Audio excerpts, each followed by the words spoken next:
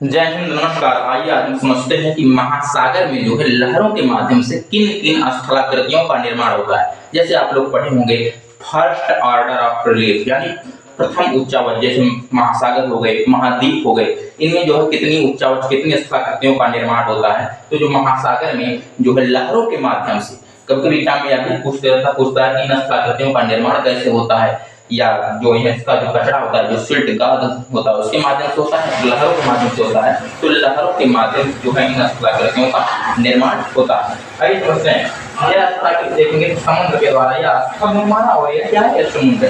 तो जब समुद्र जो है इन स्थलाकृतियों का निर्माण करता है तो किसके माध्यम से करता है, आइए समझते हैं। जैसे सबसे पतला यदि लहर जो है किसी स्थल को पतले में काटे, जैसे आप लोग ये देख रहे हैं कि नहीं, यह जो स्थान आप लोग देख रहे हैं यहाँ से यहाँ तक, यह क्या पतला कटा हुआ है, जिसे हम लोग क्रीक बोलते हैं। आप लोग जब वर्ल्ड मैप देखेंगे आप लोग उसमें देखेंगे बहुत सारे विश्व में ऐसे स्थान है जहाँ पर आप लोगों को ऐसा स्थान दिखेगा जिसे हम लोग क्रीक के नाम से जानते हैं। यही से यदि ज़्यादा चौड़ा हो जाए, तो हम लोग इसे जो है खाड़ी के नाम से जानते हैं। क्या खाड़ी के नाम से जानते हैं?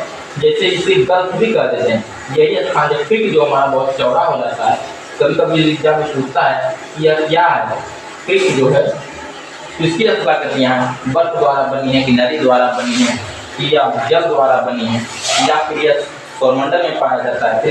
तो क्रीक जो है जो लहरों के माध्यम से समुद्र द्वारा बनी हुई स्थलाकृति है, क्रीक कहा जाता है। ये ज़्यादा बड़ा हो जाता है तो इसे हम लोग गल्फ कहते हैं। क्या कहते हैं? गल्फ कहते हैं। और गल्फ देखा जाए तो गल्फ को हम लोग खाड़ी भी कहते हैं। जैसे आप लोग वर्ल्ड मैप में देखें बहुत सारी खाड़ियाँ मिल जाएंगी। जैसे अपने बगल में देखा जाए पूर्व तरफ तो बंगाल की खाड़ी है कि नहीं? तो बंगाल की खाड़ी आप लोग देखेंगे तो ऐसा ही इसका निशान बना होगा, इसी प्रकार से कटी होगी, तभी इसे हम लोग जो है खाड़ी के नाम से जानते हैं। यदि इसी को हम थोड़ा गोलाई में काट दें, जैसे गोलाई जिसे काटे, इसी को वे कहा जाता है। क्या वे?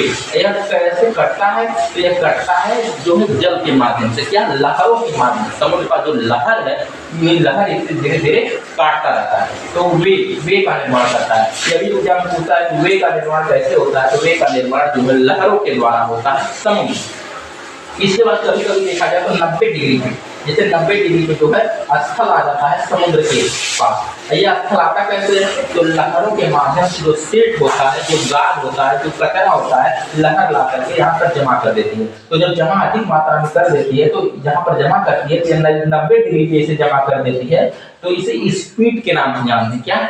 स्पीड के नाम से जाना जाता है। यदि जिस प्रकार वे का निर्माण हुआ है लहरों यानी तरंगों के द्वारा, उसी प्रकार यदि अधिक मात्रा में, जैसे चंद्राकार में, जैसे देखिए चंद्र के जैसा आकार दिख रहा है कि नहीं, यदि चंद्राकार में जो है काट दे किसी स्थल को, जल यानी तरंग काट दे, तो हम उसे बाइट के नाम से जानते हैं। क्या? बाइट के नाम से जाना जाता है। देखिए यहाँ पर बाइट हम लिखे भी हैं, जितना आप लोग समझ जाए बोल भी दे रहे हैं, बाइट के नाम से जाना जाता है। कभी भी स्थल को यदि लहरों के माध्यम से, तरंगों के माध्यम से सागर जो है चंद्राकार आकृति में एक स्थल को काटता है, हम उसे बाइट के नाम से जानते हैं। इसके बाद देखा जाए तो कभी कभी ऐसा होता है कि समुद्र स्थल से थोड़ी सी